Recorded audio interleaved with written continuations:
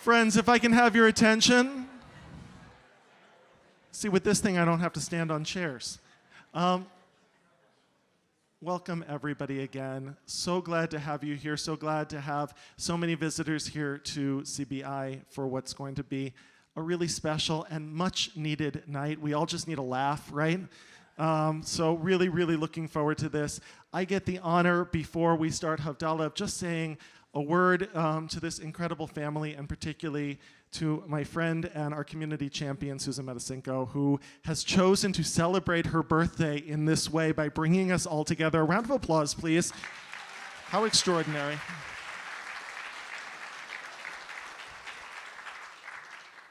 You know, I said this to you last week when you came up for an Aliyah on your actual birthday, and forgive me that I'm going to mention again, but I really do think it captures how I think of you. A wonderful mentor who's here tonight was advising me a couple of weeks ago. She said, there are people in the world who are me people and people in the world who are we people. Seek out we people. Right? Me people are people who look out for themselves, who look out for their interests, who can't see anything beyond what is in their immediate field of concern. We people are people who focus on bringing together, who focus on bridging division, who focus on creating community. And you do that so extraordinarily. I mean, just the fact that you would choose in celebrating your birthday, rather than just gathering together your friends for a party, that you would create an open invitation to community and invite people together for a night of identity and laughter and joy. What greater expression of being a we person could you imagine? The fact that you came into this community, this is a community where people stay for a long time, and God willing, you guys should stay for a long time. We have people here who have been champions for 30 years, 40 years of this community. You came into this community during the pandemic. You came in quite recently. And as soon as you landed here, you took an orientation, both you and Rob, of what can we do to help build up this place, help it live up to its highest values, help it to succeed and ensure its future. And the fact that we are doing this tonight on solar power, that the lights here are in, is extraordinary and a testament to your leadership together with Bob Sklar and others. That there are so many ways, big and small, seen and unseen, in which Rob, you, and Susan, you, have taken this community to the next level, have reached out to new members and made them welcome, have championed big projects, have offered vision and guidance and care, and always with an orientation of what's good for us, for we. And so, blessing to you, right? And we say, Ad Mea Vesrim to 120. So you're only now done with your first half. May the second half continue to build on the incredible values and the incredible successes of your family so far. May you continue to lead with care. May you continue to bring us together. And may each year bring you greater joy and fulfillment in seeing what you contribute out into the world. We are so very, very grateful for you. We're so very grateful for your family. And we're thrilled to get to celebrate tonight. And thank you for giving us a reason to laugh.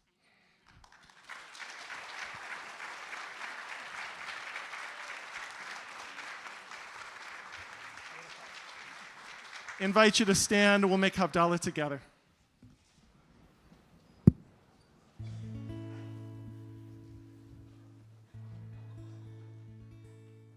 Ari, will you turn off the lights? And, oh, we need the candle and all the stuff.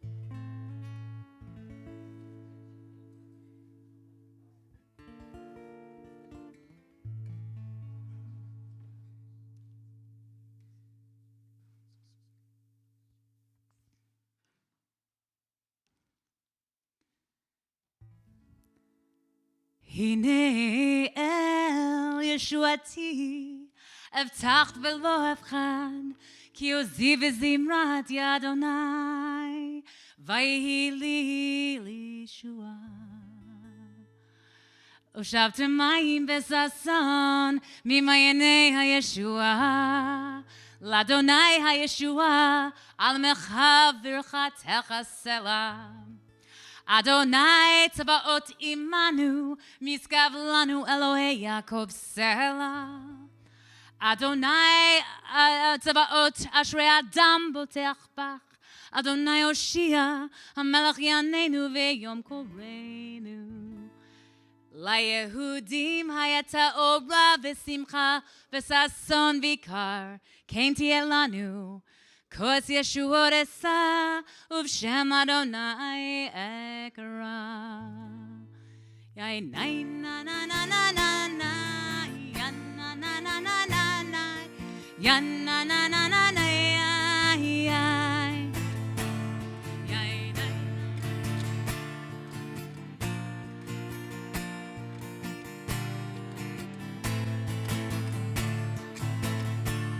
Baruch atah Adonai Eloheinu melech haolam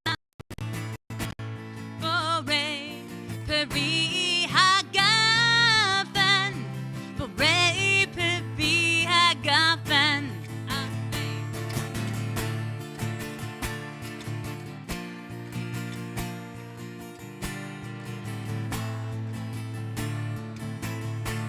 Baruch atah Adonai Eloheinu melech haolam borei minei v'samim borei minei v'samim.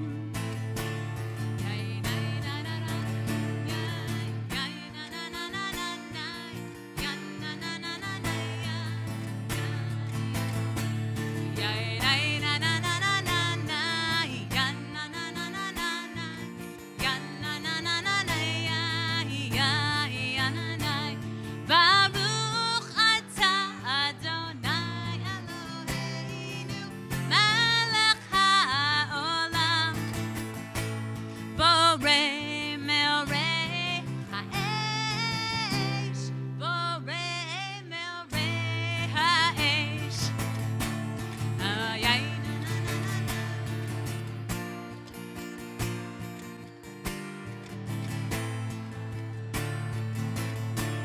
Yay nay na na na na na na, ya na na na na na na, ya na na na na na, ya na.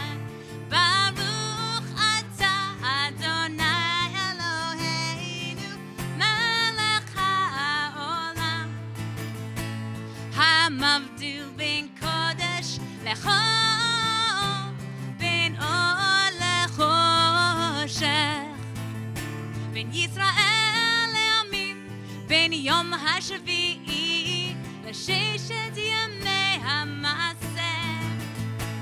ברוך אתה אדוני המבדיל בין קודש לחול.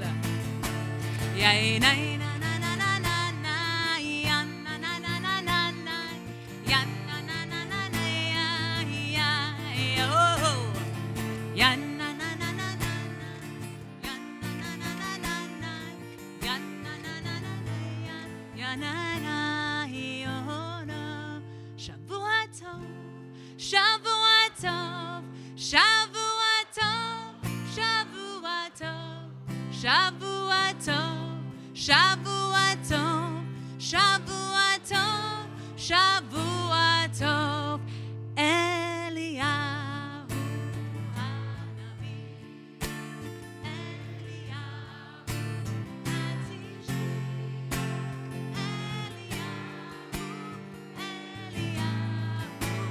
אליהו הגילתי, במהרה בימינו יבוא אלינו.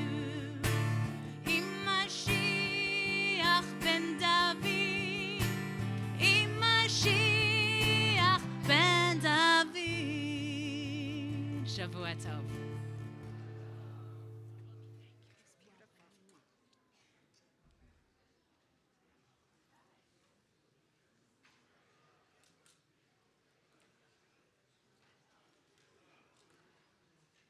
Should I just talk into this mic? I just want to, it's a two one. Yeah. I can make it lower. Okay. Thank you all for coming tonight. My husband Rob and I are longtime fans of the Braid, the divine Monica Piper, and the fabulous Rhonda Spinnick, the founder and artistic director of the Braid. It is our honor and joy to bring the Braid to CBI and to give back to the CBI community. I hope Monica will inspire you to see other Braid shows. We subscribe on Zoom, and it's great to have a front row seat to hear Q&A with the writers and actors and see photos of the writers then and now, because all the stories are true. I'm thrilled to share that so far this event has raised $3,800 for CBI's Climate Action Fund. Thank you, thank you, thank you. CBI is a proud member of Adamah's Jewish Climate Leadership Coalition, and CBI received Adamah grants and/or loans for 3 climate projects: solar carports, LED lights, and smart thermostats. In just 1 year, our solar carports saved $20,000 in electric costs, and the carbon emissions saved are the equivalent of planting 1,723 trees.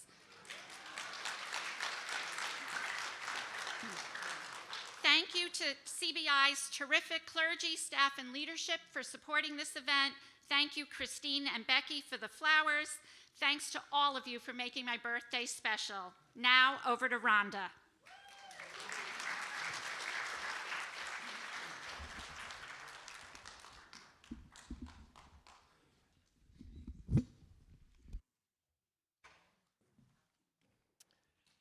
First of all, happy birthday, Susan, and thank you so much for inviting us to be a part of this celebration. We are really honored.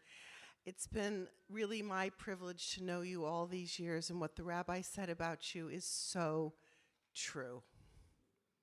So thank you. So I am Rhonda Spinnick. I'm the founder and artistic director of The Braid, and 17 years ago, we began modestly by performing in homes and gardens around Southern California. But over time, we've been invited to share our work in museums, synagogues, schools, and theaters across the nation. We are now a global nonprofit theater company, but still dedicated to giving voice to inspiring Jewish stories that really connect us all. So we just opened a new space after being without one for about 5 years, and it is in Santa Monica, and we host art and performance, and Monica is actually playing there right now, her hit show, Not That Jewish. And we invite you to all come up and see it because it's quite beautiful, and it's not that far. Really, it isn't. We are also, believe it or not, the only Jewish theater space in all of Los Angeles. I know, right? And also the nation's largest independent Jewish theater with its own physical space. We are sending a strong message that Jewish theater matters, that Jewish life matters today.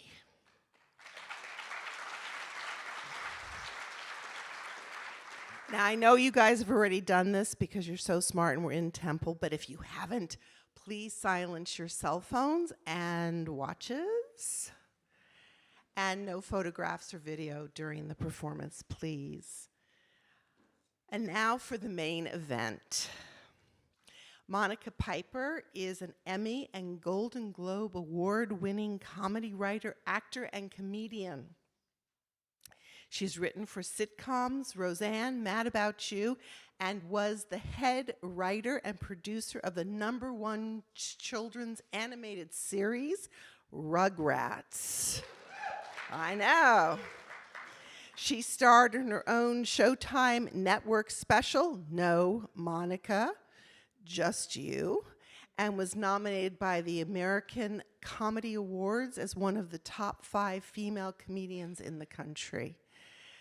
Backed by popular demand, Monica's critically acclaimed one-woman show, Not That Jewish, is currently running at the Braid in Santa Monica after a smash hit run off Broadway. And thank you. Did you see it in New York? Okay, good. And she is thrilled to be here with you tonight celebrating Susan's birthday. Please welcome Monica Piper.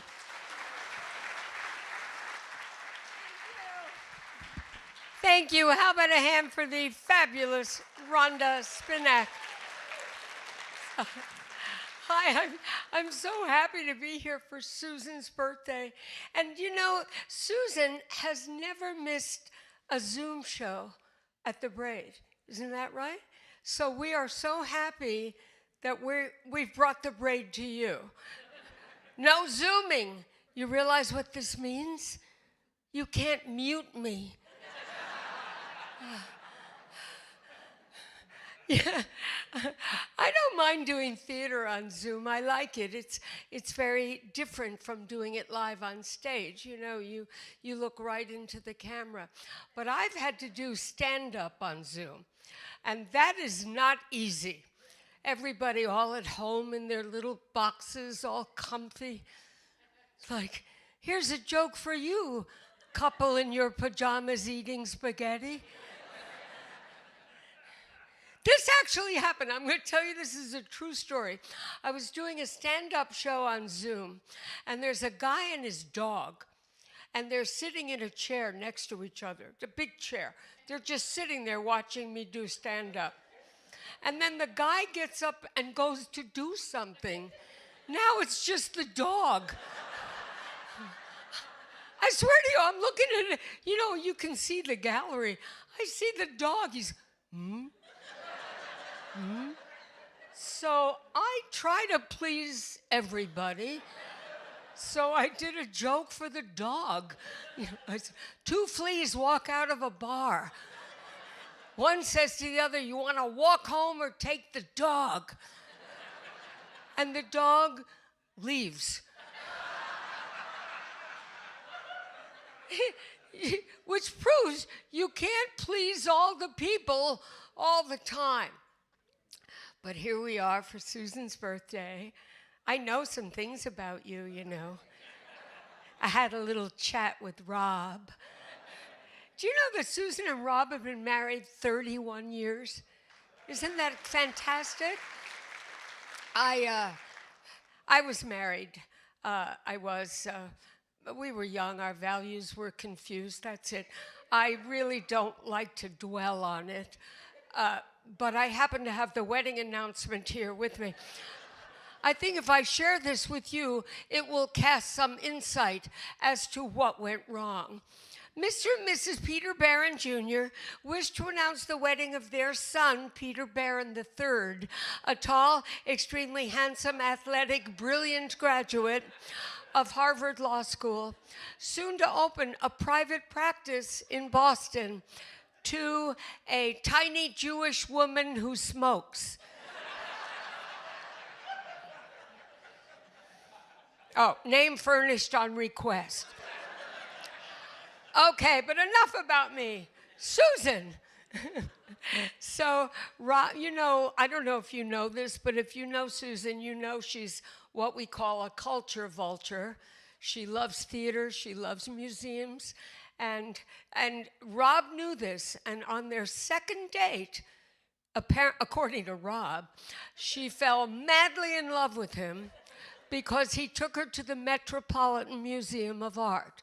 This is true, right? Madly in love with him. And she said to Rob, I actually have to say this is the one and only time I've enjoyed the Arms and Armor exhibit. Okay? So, little known secret, every night on their anniversary, Rob dresses up as Sir Lancelot. So, but I'm not going to say how old Susan is, but let's just say she can get 10% off at Ross on Tuesdays. I see seniors in here. My people. Let's all meet later and check our blood pressure. You know, most days I don't notice I'm aging. I really don't. But this morning my body made the same noises as my coffee maker. I don't know, is that a sign? There are signs. I recently started lying about my son's age. So, thank you. I'll wait. Thank you. No, it's all right. No. Excuse me. I'm getting over a cold. I'll be fine. I took that pill that cures 12 cold symptoms. Have you ever known anyone who actually had 12 cold symptoms?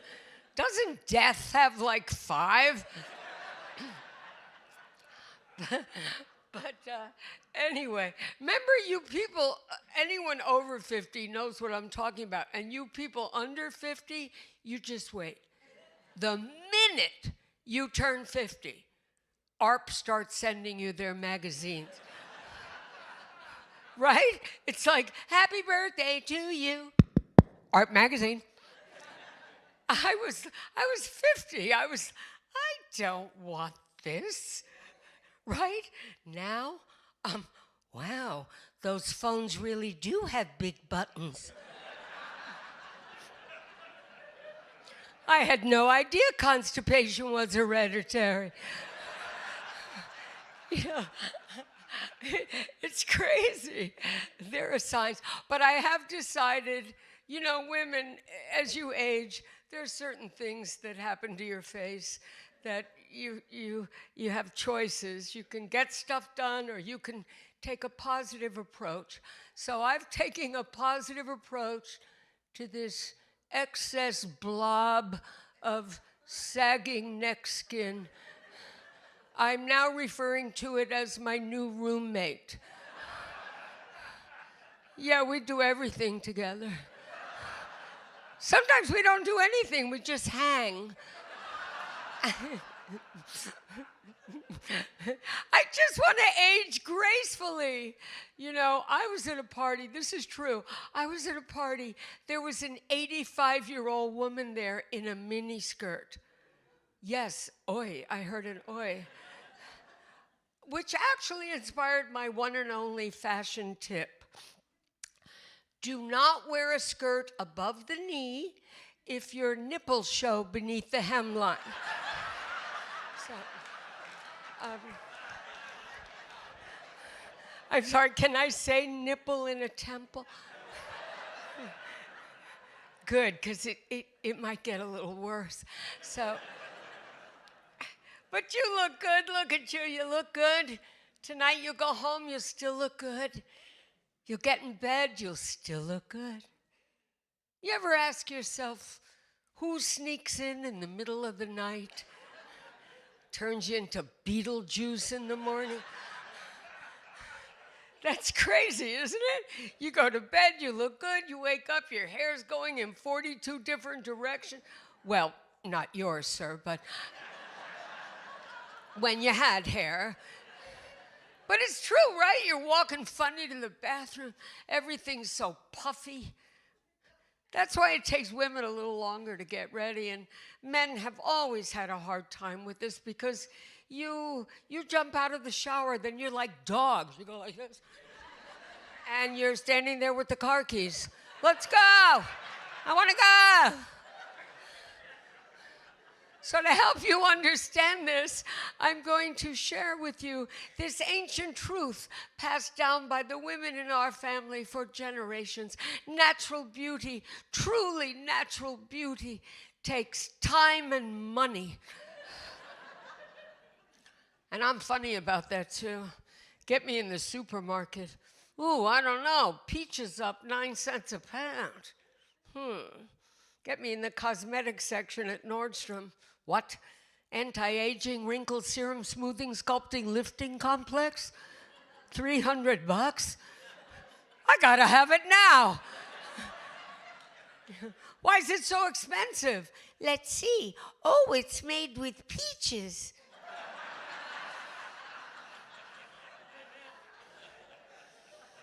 And I'm shrinking. I think I should tell you that right away so you'll understand. I mean, I'm shrinking as we speak, so you'll understand if in the middle of my show I disappear. But I was never tall to begin with, you know, but I went for my checkup. I'm on the scale with the thing on my head. You know, she says, okay, 410. What? I can't be 4'10". Well, would it help if we called it 58 inches? No, it would not. And I don't know if there's a time limit to this, or is it just going to keep happening until I'm a speck? A little speck with a microphone. Soon they won't let me on a ride at Six Flags unless my son takes me.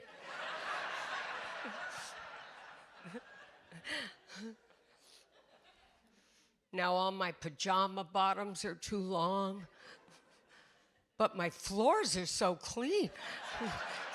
Who needs Swiffers? I like being little, I don't mind. Except maybe if I'm slow dancing, you know, with a really tall guy and have to walk away with a belt buckle impression. Keep on trucking, who wants that? I love your laugh. Can you come to all my shows? No. You're so cute. What's your name? Bob.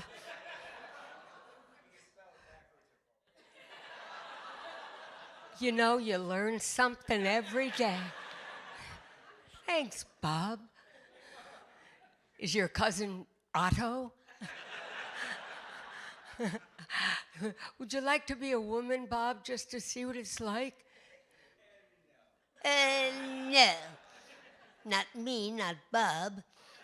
I want to go to Sears and buy tools. That's what I want.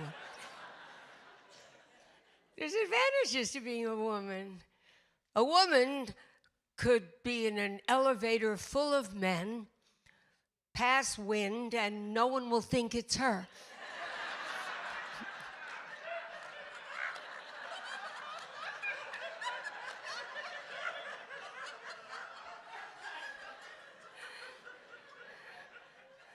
We have that thrill. We have that thrill of finding that perfect pair of shoes, right? How many pairs of shoes you have, Bob? 2? I actually have 2 in my purse.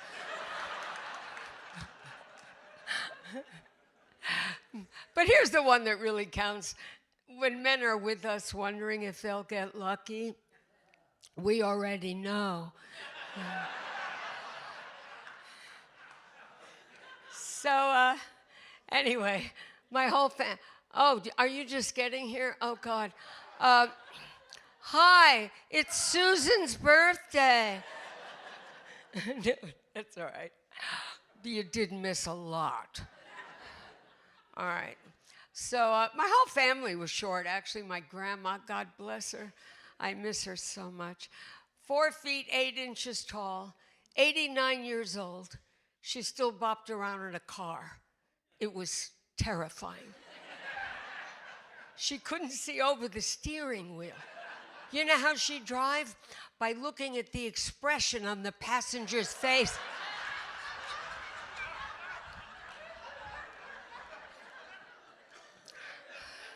But I talk about her in my play. You guys should really come to, I know, but it's such a schlep. No, come see my play. But anyway, I talk about my grandma, and I talk about a memory of her and this is your true story that I will never forget. I was 8 years old. We were in line at a bakery to buy bagels. Two men in front of us were kind of inconspicuously holding hands. Someone made a snide remark and called them faggots. And my grandma, her eyes narrowed. She whipped around. You're judging people? You with that fakakta hat on your head? Live and let live and mind your business. Oh, the two men thanked her. She said, for what? Fagelas shouldn't buy bagelas?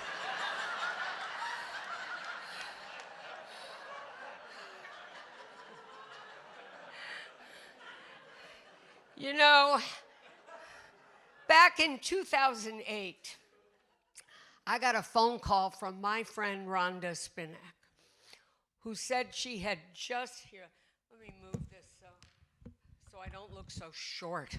Okay, this looks like a music stand with a head.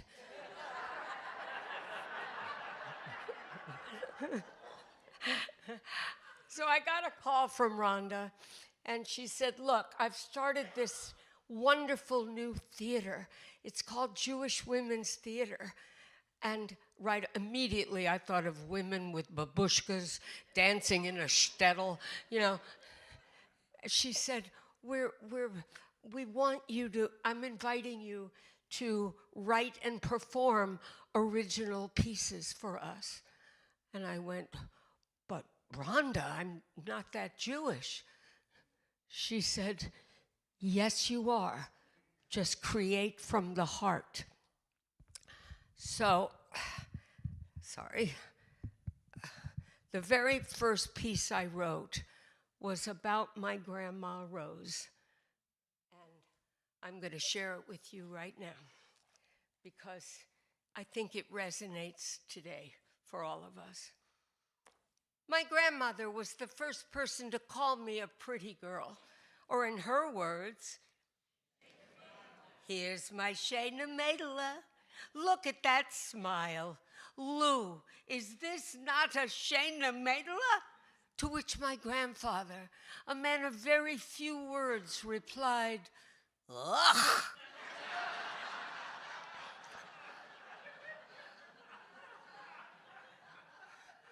I never got the connection between pretty girl and phlegm. But in that house, it was a good thing. In that house, it was, here's my Shayna Madela, not like your Aunt Millicent with the forbissina punum. Sourpuss, she'd explained, probably because she married a schmagegi who gives her spielkiss. And he looks like such a verschluggener, if you know what I mean. I had no idea what she meant. But you know what? I didn't care. Because there was just something about the sound of those odd, funny, rhythmic words rolling off her tongue that gave me comfort. And an important lesson was forged in my psyche. Smiley face, Shayna Madela. Sourpuss, verbissene punum. And on that day, I vowed, I'm going to be a Shayna Madela forever. Do you have any idea how hard it is to smile for 6 decades? In your 20s, it's easy to be a Shayna Madela. What's not to smile about? Life and gravity are busy with other people. It's almost effortless to feel like a pretty girl, except, of course, on those occasions when a cousin or so-called friend would ask you to be a bridesmaid. Not everyone can wear salmon, goldenrod, puce, or mint green. My last bridesmaid's dress was apricot and maize. Yes, I looked like a giant Darvan. For those of you who don't know, a Darvan is a little apricot and maize-colored pill you take for extreme pain. I know, because 2 of them came with the dress.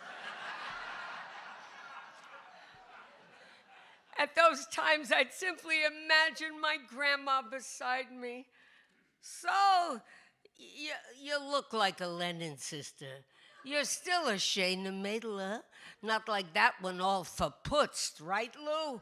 Ugh. But before you know it, life happens. Marriage, kids, house, job, school, temple, community, and with them come great joy and happiness and a lot of really annoying people. And you give and you give and you give and sometimes get bupkis in return. And you get tired. How many times have you dragged yourself out of work? I can't believe I have to make dinner. Why did they have to eat? I hate that they eat. And there's that coworker. Dinner doesn't have to be a problem. It doesn't? No, all you need's a good crock pot. Really? You bet. Dinner just about cooks itself. It does? Yeah, you just need to know a few little tricks. At 5 a.m., you cut your carrots. I have no idea what she said after that. But I vaguely remember thinking, wow, that could be the fastest I ever hated anyone. She put the verbissener on my punum. Sometime in your 40s or 50s, people start talking to you about your inner beauty. Uh-oh. Grandma, in the schminner, what, you should have a stunning spleen? But maybe for the polkies, it wouldn't hurt to join a gym.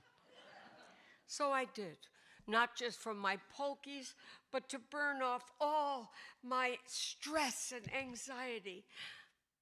But there was a little spandex bunny in there I wanted to kill. Exercise releases endorphins. They send oxygen to our cells, and our cells go, wee! Is that why you do it? No. I do it because I eat like a buffalo and have the metabolism of a speed bump.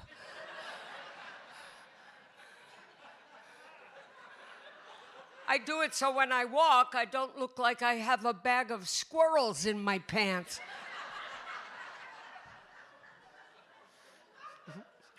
And then there's now. Well, let's just say I don't really mind wearing a mask. But don't get me wrong. There are more Shayna Madela days than not. The joy I get from my family, my friends, my accomplishments, and those of the people I love, that makes me feel beautiful. But there are forces out there determined to make me a verbissener pudding. So I've developed a trick to get me through. I retell a bad day by using those beautiful, funny, rhythmic words. Today, while I did a lot of schlepping and the news gave me tsuris, some cockamamie people had me vermischt, verklemmt, and verblunget. My closet's full of schmatters, the world is meshuggah, and the guy on J-Day turned out to be a schlemazel.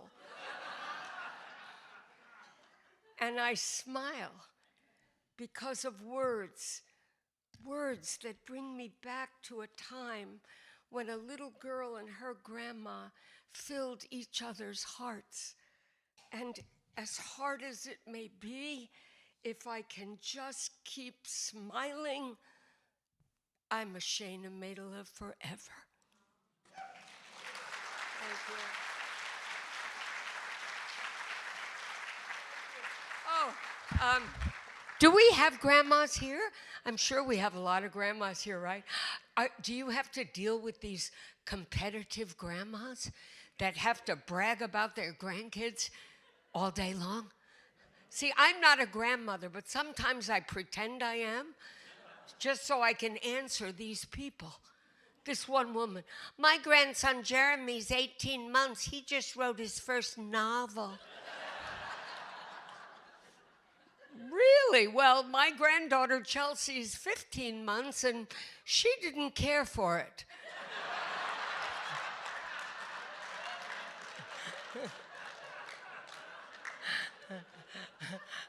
You know, there's certain jokes that you just love. That's one of them. I love that joke.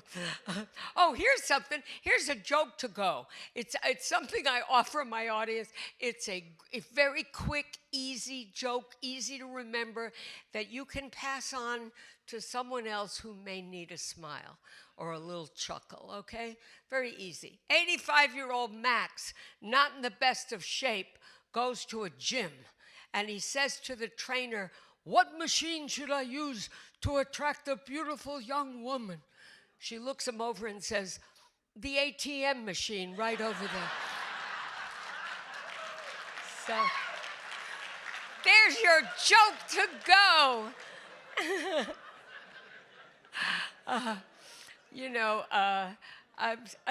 I love what I do, and I travel all over the country doing this when I'm not that Jewish, and I love it. I stay in nice hotels.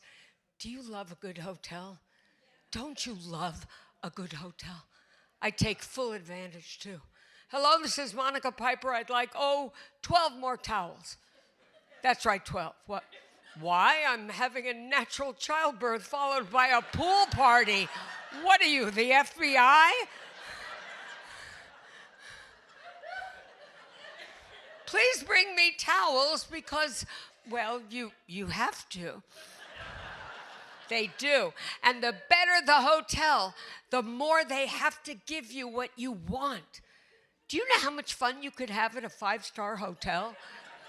Hello, room service. This is Monica Piper. I'd like a cheeseburger and a pony. Never had one as a kid. This is my shot. I didn't always stay in nice hotels. I once stayed at a hotel in Texas at a town called Weed Bark. Anyone ever been to Weed Bark, Texas? Why, no, Monica, just you. Booming town, Weed Bark. Checked into the Weed Bark Hotel. They gave me a key magazine with all the events going on in town that week. I open it up. There's a picture of me checking into the Weed Bark Hotel. I actually stayed at a good hotel in Alabama. I was there for a Jewish wedding in Alabama.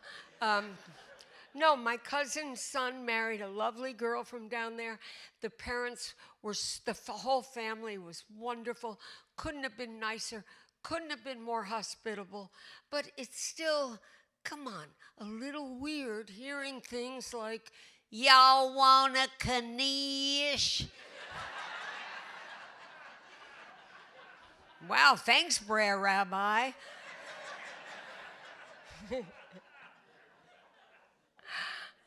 They all say y'all down there. Y'all so funny. I love that.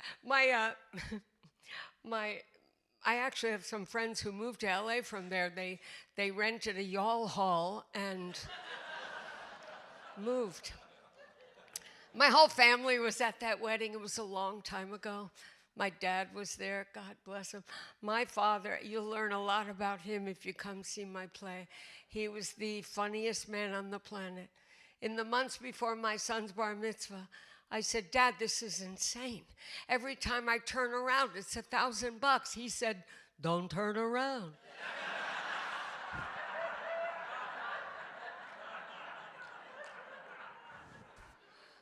I'm telling you, this man, growing up, this man could make me laugh 10 times a day.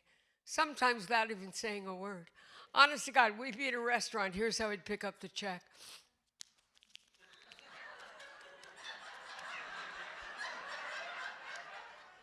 Sticky. My mother had a very different sense of humor, more clever, more dry. I remember once I said, "Mom, guess what? I'm an actress now." Well, that's fabulous. What are you in? Well, I don't have a play or a movie or a series or anything, but I'm an actress. She said, you know, sweetie, that is such a coincidence because I'm a queen.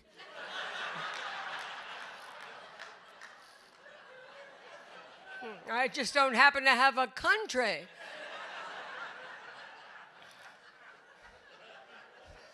My father's such a ham. Here he is, every picture in the family album. Every picture he has to pose like that. Weddings, anniversaries, funerals, slight variation.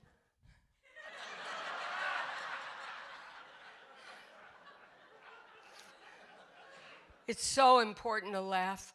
Life is short, you know. I actually was at a funeral not too long ago.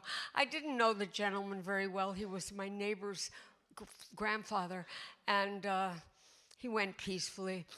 But I did notice that they were, you know, he was there in a three-piece suit, and I'm thinking, where are you going? You're going to need a vest. But it did get me thinking that they do bury people in their most uncomfortable clothing, don't they? Their best dress, their best suit. When I go, I want to be comfortable. I want it to be just like I'm going to sleep. I want to be buried in a nightie with a bag of Oreos and the remote.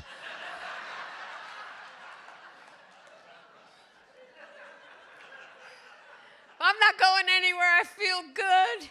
I do, although I did get some disturbing news from my gynecologist the other day.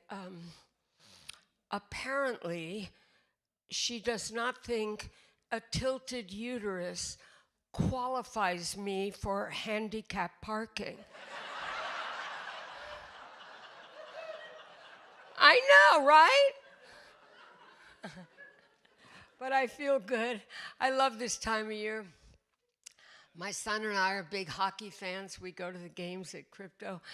Do you know that for $125 you can put a message up on that Jumbotron? Have you seen those? They're always happy messages, you know. Happy birthday, Melissa.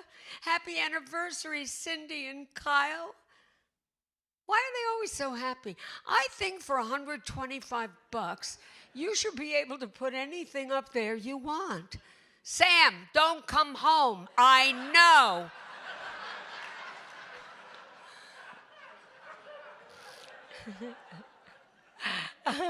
I actually had, sorry, it's the music stand with a head again.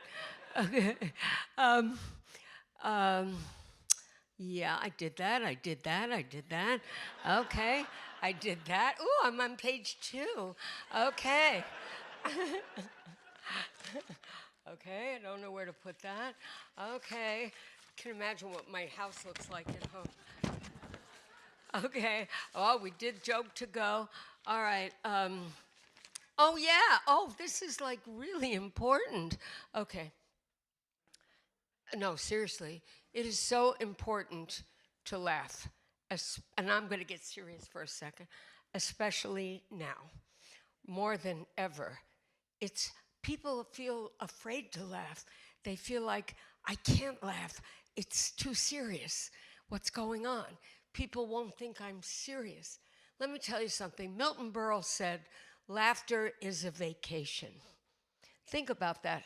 Laughter is a vacation because at the exact moment that you are laughing, it is impossible to feel anxious, angry, or sad. At the exact moment that you are laughing. And laughter, it's a known fact, reduces stress. Okay? I read an article that said typical symptoms of stress: eating too much, talking too much, drinking too much, impulse buying, and driving too fast. This is my idea of a great day.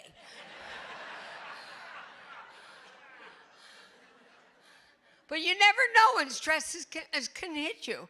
I mean, there's your normal stress, and then there's surprise stress that comes out of nowhere. This is an honest-to-God true story. I'm in New York. I'm doing my play. I'm on stage, and right in the middle of it, a woman's life alert button went off. All right? Now, if that's not startling enough, it's where in the play it went off. I swear to you, this is what happened. I'm up there. God, I don't know what to do. Help is on the way.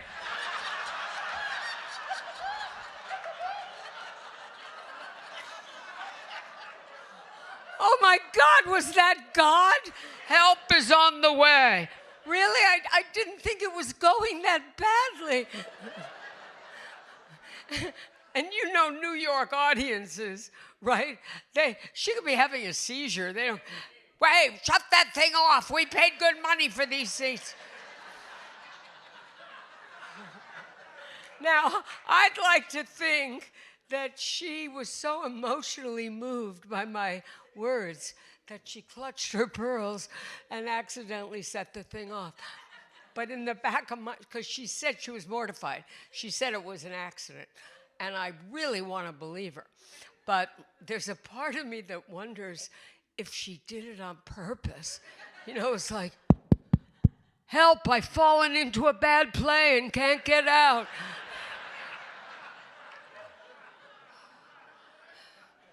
But anyway, because I know, even though we're urging you to come to the Braid and see Not That Jewish, it's so, so heartfelt for me. But we know it's a schlep, so I've decided, I did a little magic, and I did a little editing and a little snipping here and there, and I'm going to give you a little taste of Not That Jewish. It's kind of, look at it as an amuse-bouche. Okay, here we go. All right.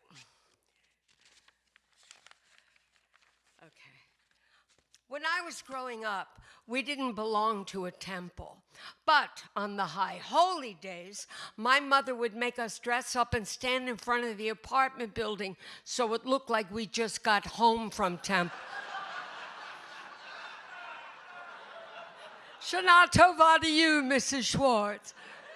It was working until my fellow 7-year-old neighbor, Carol Bengelsdorf, slithered over. Did you really go to temple? Not exactly. Then you're not really Jewish. Yes, I am. How if you don't go to temple on Rosh Hashanah? Because my mommy and daddy and aunts and uncles and grandmas are Jewish. Well, okay, I guess. But you're not that Jewish. What? What did that mean? Later, Daddy, Carol Bengelsdorf says I'm not that Jewish. What? There's no such thing. You're Jewish or you're not. All right. What is your mother doing right now in the kitchen? Making chopped liver? Exactly. Gentiles don't sit home making chopped liver. They can't even eat it. It makes them gag. You love chopped liver. I rest my case. Could the answer to this burning question be as simple as chopped liver? That would mean every time a Jew asks, what am I, chopped liver? The answer is yes.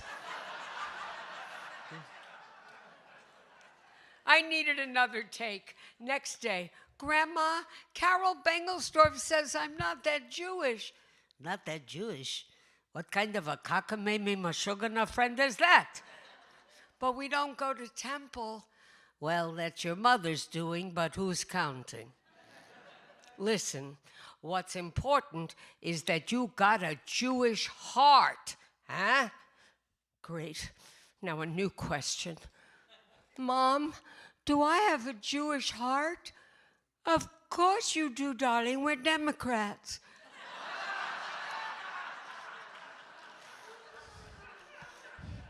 But if we don't go to temple, are we still Jewish? Oh, sweetie, you don't need to go to a place to be Jewish, especially if the place is hot and if you're late, there's no parking spaces. We're Jewish, sweetheart, just not very religious. Jewish, but not very religious. I accepted this answer because I was 7 and this was exhausting. 8 floors below us in the same apartment building in the Bronx lived my Aunt Rose, Uncle Hammy, and Cousin Maida. Rose was my mother's sister, but they went to temple. They lit candles on Friday nights. We were always there for Shabbat dinners. Mom, how come we never make Shabbat dinners? Well, gee, sweetie, let's see. Would you rather cook for 9 hours or take an elevator?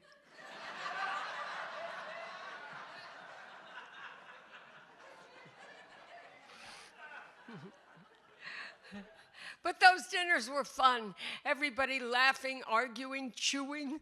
But my favorite part, my very favorite part, was watching my father tell a funny story and everybody howling, and watching my mother watch my father. She would laugh every single time. I'd later come to realize that my father's religion was humor and my mother's religion was my father. I had a sense that I was funny too. I was in 10th grade when I told my first real joke and people laughed. Mr. Cooper, my math teacher, passed out papers, announced we were having a little pop quizzy. I looked at it and said, wow, if these are your quizzies, I'd hate to see your testes.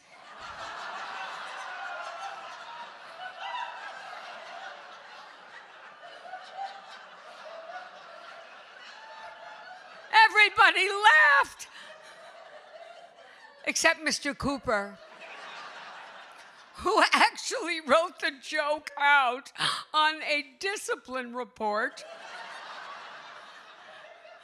and sent it to the principal, who called my parents that night. My father, she said that? Well, I will certainly have a word with her. Thank you.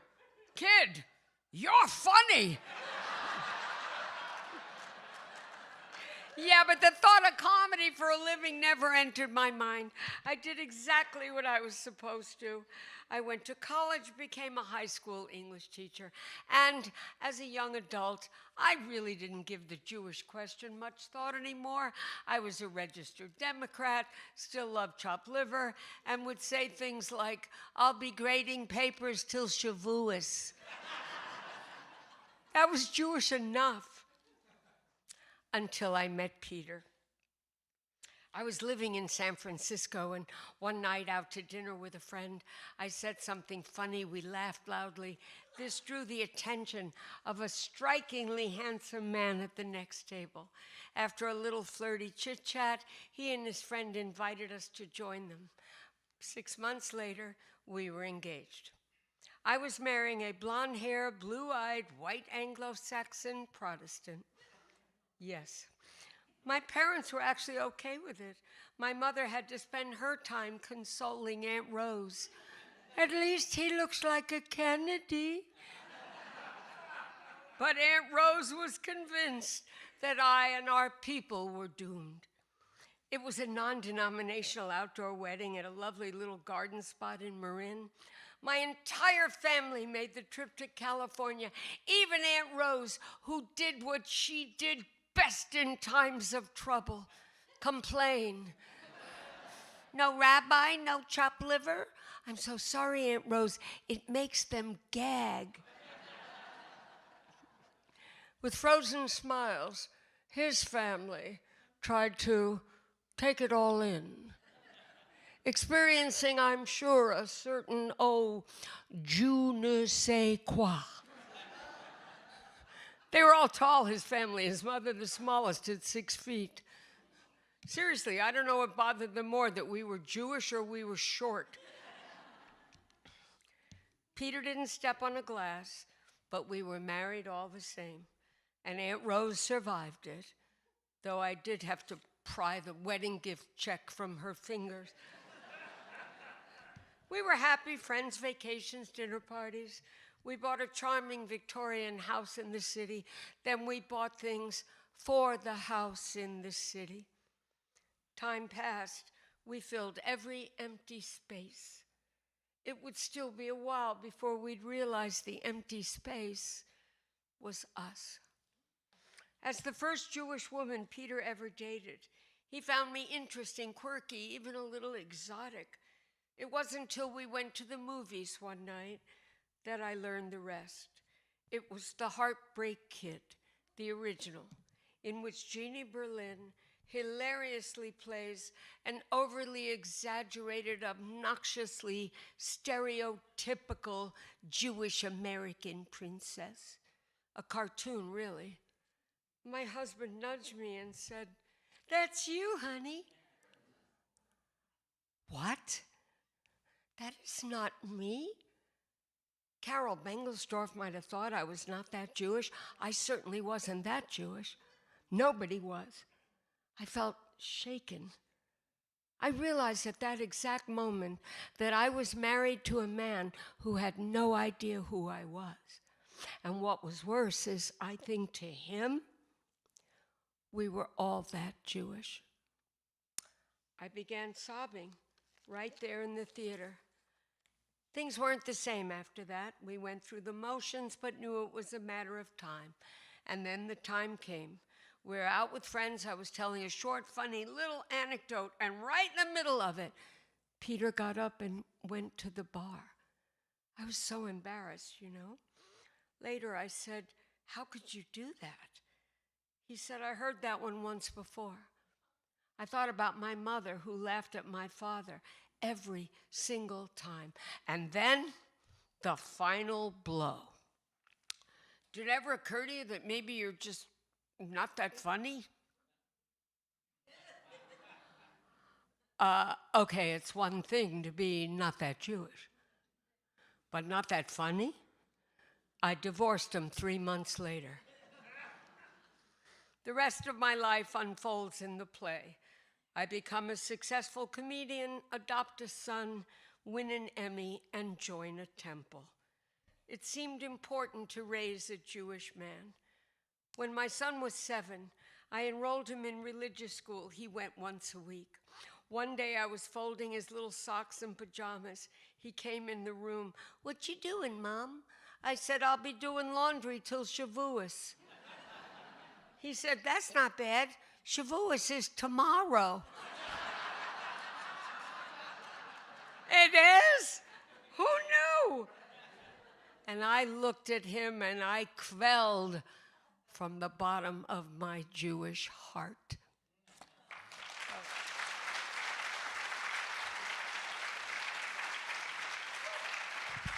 Thank you, thank you. Come see the play. You'll really love it.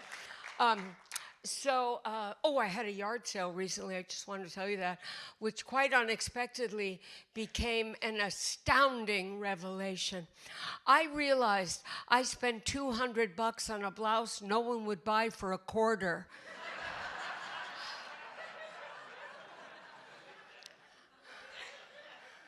My son helped me with the yard sale. I can't believe he's 33 years old. When did that happen? He was just my little baby. You people remember when your kids were infants? And for me, it was a little shocking, I have to say. It was like suddenly living with a little king. "My diaper is soiled, wench, clean me." "Step closer that I might spew some cheesy substance at your face." It was stressful for everyone, even the dog. I remember I'm changing the baby. I look at the dog. I know he's thinking, "Hey, what are you doing? How come I have to go out in the rain? Why can't you wrap one of those around my ass?" But then he got a little older. It was so great. I took him with me on the road. I took him with me to comedy clubs all over the country. I was nurturer and breadwinner, a stay-at-hotel mom. And I had all the time in the world to teach him to be a great guy. All women are goddesses. Yes, they are. The very best women have a little bit of extra fat right here on their thighs. Yes, they do. What's a man's favorite word? Commitment. Yes, it is. And it was fun because he got a little older. He started learning to talk, associating words with situations. And a curious thing started happening. Every time we boarded an airplane, he'd go, "Oh, kwawa me, oh, kwawa me." I said, "What is that?" Then it hit me. That's what he heard from the person next to him every time I plopped him in his seat. "Oh, crap, why me?"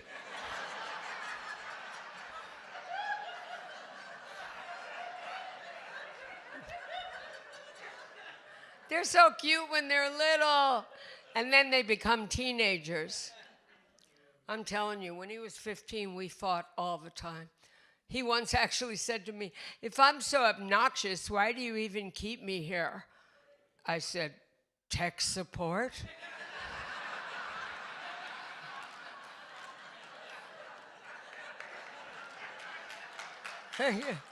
But I gotta say, through all the ups and downs when he was a teenager, the kid was always funny.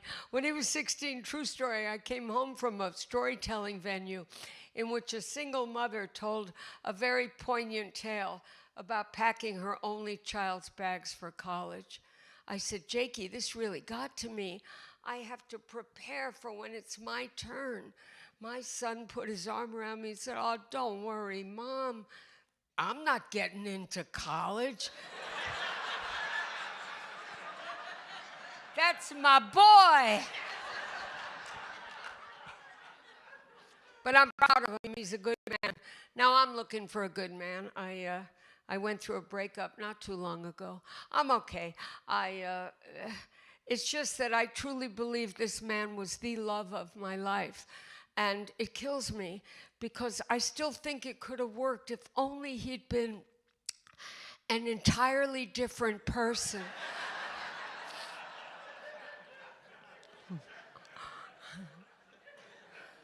I watched a lot of movies during that time. I love those movies from the 1940s because I love those women. I love the way they talked and moved their shoulders. "You and me forever, Johnny. Ha, Johnny. Won't it be swell, Johnny?" But it was never swell. There always comes the scene where she throws the suitcase on the bed. "I'm leaving you, Johnny. I can't take it anymore."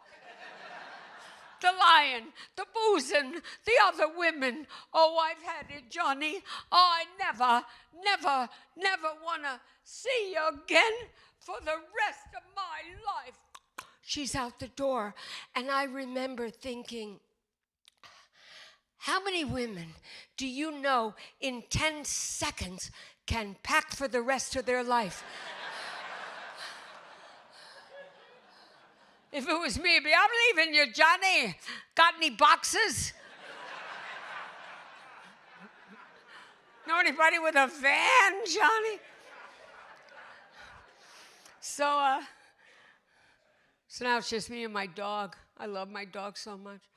I think dogs are happy because they have no idea what they look like. You never see a dog look in a mirror, "God, I look so tired. Guess that 22 hours of sleep I got wasn't enough." Now, my dog's funny. He's a retriever, but he's from LA. So, "Go get the ball." "We're not taking the car?"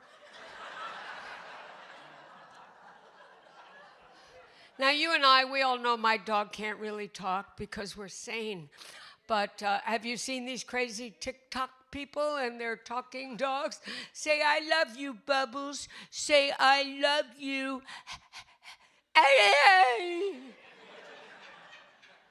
Sorry, the dog did not say anything.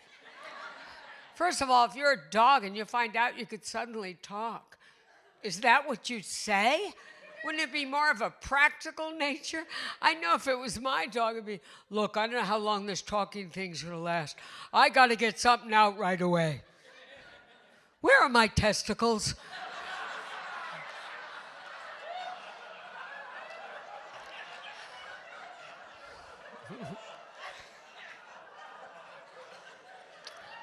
I don't think he'd say, "I love you." My neighbor just got a new dog. Apparently his name is Get Off the Frickin' Couch, which I think lacks imagination because that's her husband's name too. So I don't know. I'm trying to decide if I want to meet a new man. I'm down to my last 2 senior dating sites, Prune Pals, and I can't walk that far.com.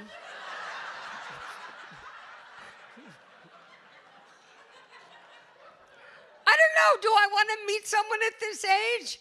Do I? I don't want to fall in love with someone 5 minutes before he falls apart. Because, trust me, you don't want me as your caregiver. I'll be doling out your pills, 1 for you, 3 for me. Because let me tell you, it has never been on my bucket list to live with a man who summons me with a bell. Okay, that was a brand new joke, and you are such a special audience. You're so special because you and you alone just heard something no one else will ever hear again. So, all right, if I do want a new man, I'll let you know what I'm looking for. I'm looking for a sensitive man, but not too sensitive, right? There's that fine line between sensitive and wussy, right? Like this one guy, I got fixed up with this guy. Monica, I want to understand the whole female experience. I want to cry your tears and feel your pain. So I sent him to my wax lady.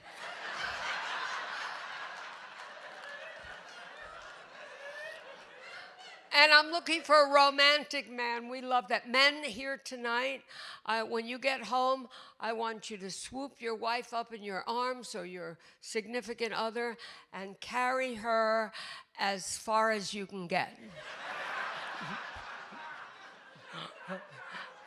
We love it when you carry us into the bedroom. It's just so rarely successful, right? I'm getting lower and lower. Your feet are dragging. You got rug burns on your heels. Your head's banging on the door.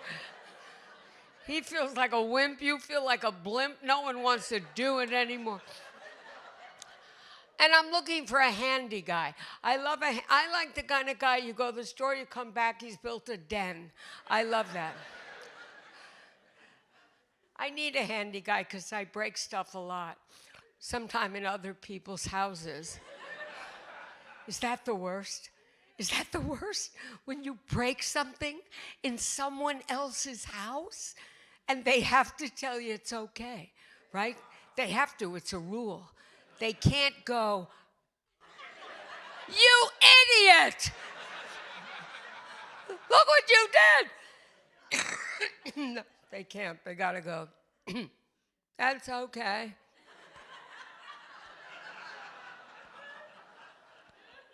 Just something we dug up out of the dirt in Mesopotamia.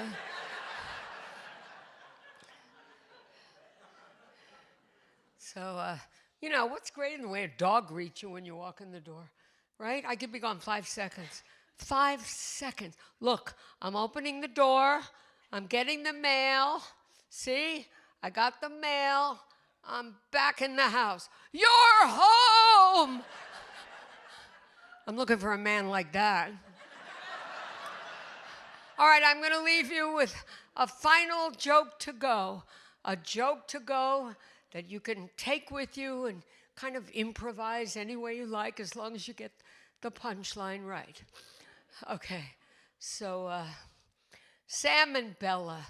No, let's make it Gert and Irv. Okay, I like Gert and Irv better.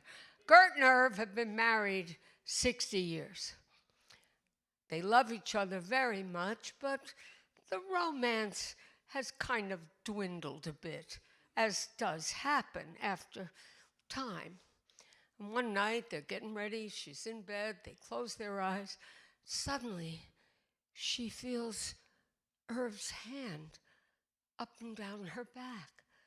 And then she feels his hand across her belly.